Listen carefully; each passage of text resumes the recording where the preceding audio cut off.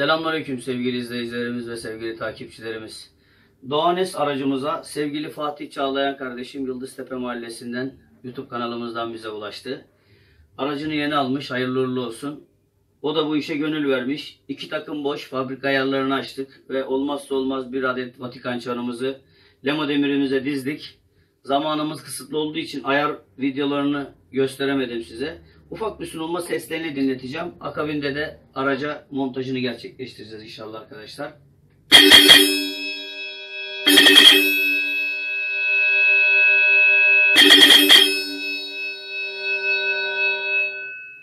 Çanın olduğu korna grubunda arkadaşlar minibüsçüler, taksici arkadaşlar gibi bazı kırık abilerimiz var. Tenzih ederek söylüyorum.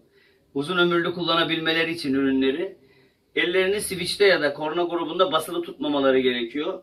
Çanın içerisinde piston olduğu için uzun süre akım gittiğinde yanıp kavrulmasına sebep oluyor. Bu tarz kornalarımızı kesik kesik kullanmanızı öneririm arkadaşlar.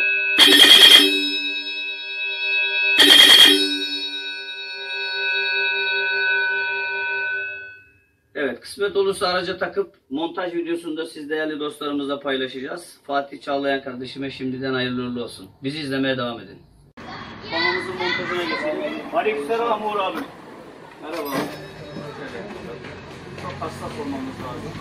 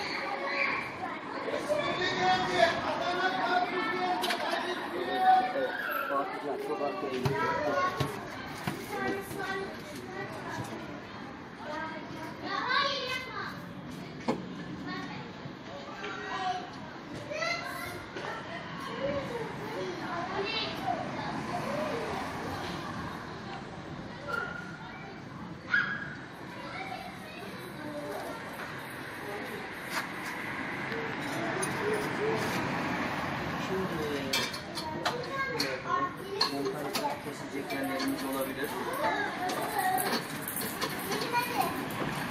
Lokma kutusunu dur ben alayım. Hadi yine, hadi yine, hadi yine. Hasan Ali, hadi sene sen.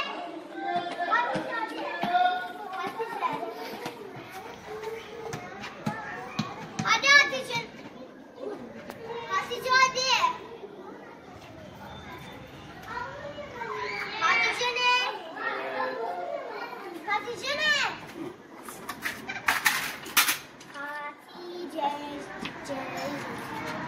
Neyse sonra gideceğiz.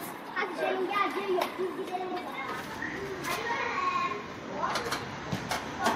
Evet kıymetli izleyenlerimiz, Fatih kardeşimin aracına korna montajlarımızı yaptık. 2 kafa krom, koca kafa boş ve bir de olmazsa olmaz Vatikan çanımız.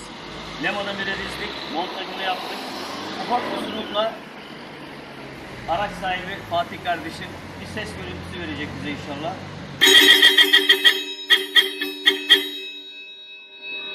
Bir daha alalım baba. Tamam. Harikasın. Böyle gel kardeşim. İyi günlerde kullanmanı temenni ederim. Hayırlı uğurlu olsun. Montajda kendisi bana da bayağı yardımcı oldu. Emeklerinden dolayı teşekkür ederim. İyi günlerde kullanmanı temenni ederim kardeşim. Zaman ayırıp izlediğiniz için teşekkür ederiz arkadaşlar.